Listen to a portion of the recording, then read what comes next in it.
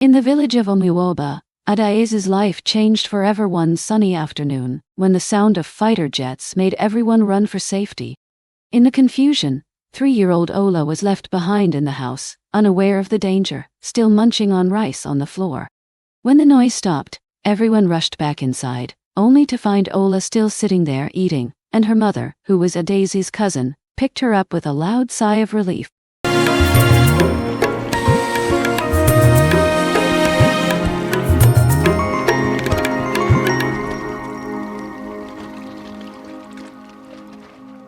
The Nigerian Civil War caused a lot of destruction in the eastern part of the country, making many people leave their homes to find safety. Ez, a young man who worked in Port Harcourt, had to leave his job and escape to his family's village in Umuorji, Biafra, when the Nigerian army invaded the city. Although the war showed the worst side of people, it also revealed the best in some.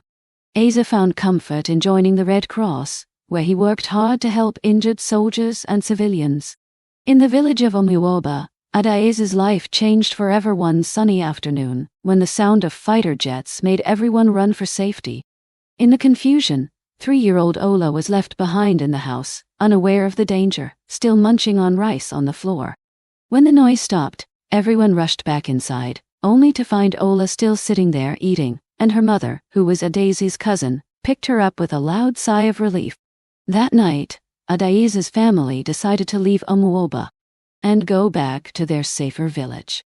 By chance, Adaeza also joined the Red Cross and started her training as a helper. It was there that she met Eze, and they became good friends. They worked together, making patients feel better with their kindness. Outside of work, their friendship turned into love, with Eze riding his bike to take Adaeza to the stream near her village. They would blow kisses to each other when they said goodbye, and their love grew stronger every day. The war eventually ended, but the Red Cross had plans to send them abroad for more training. Eze was going to be a doctor, and Adaeza was going to be a nurse, but the war ruined that chance. Still, their love stayed strong, and one sunny afternoon, Eze asked Adaeza to marry him on a quiet path. She said yes, and they hugged each other tightly. They had a traditional wedding according to Igbo customs, and a few months later, Adaeza found out she was going to have a baby. Life looked great, but things changed unexpectedly. Eze got a letter from his old job in Port Harcourt, offering him a position at their Lagos office. It was a chance he couldn't turn down, but Adaeza was really sad about being away from him. She cried a lot, and her mom had to come from the nearby village to help her feel better. On the day Eze left for Lagos, Adaeza made him some food for the trip and went with him to the motor park.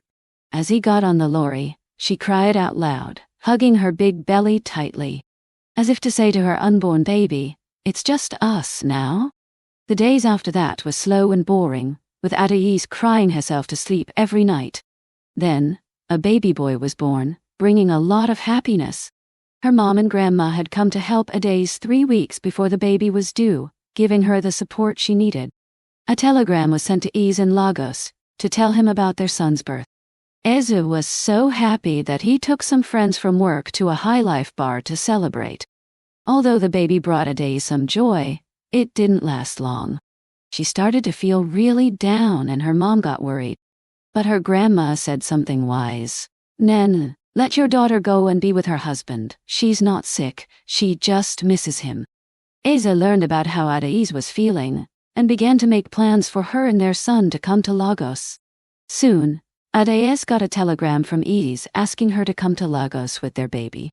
She was so excited. The night before she traveled, she couldn't sleep because she was thinking about seeing her husband again and prayed for morning to come fast. Her mom and grandma went with her to the motor park. Adaeza climbed onto a lorry nicknamed Boys Air Condition with her baby, who was just 3 months old. She waved goodbye to her mom and grandma as she started her long trip to Lagos.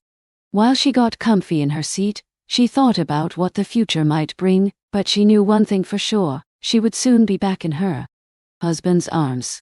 As the lorry drove away from the park, Adaeza smiled, feeling excited to be closer to her dear Eze. The hours passed slowly as she looked around the lorry, watching the scenery change from quiet villages to busy towns. Her baby slept a lot, and she fed him whenever he got hungry. When the sun began to set, painting everything in a warm golden light, Adaize felt a mix of feelings. She was thrilled to start a new life in Lagos with ease, but she also felt a bit scared about leaving her village behind. Adaize's trip to Lagos is almost over, and there are still some questions. Will she fit in with the new culture? Will she miss her village? Can she handle being a mom in a big city?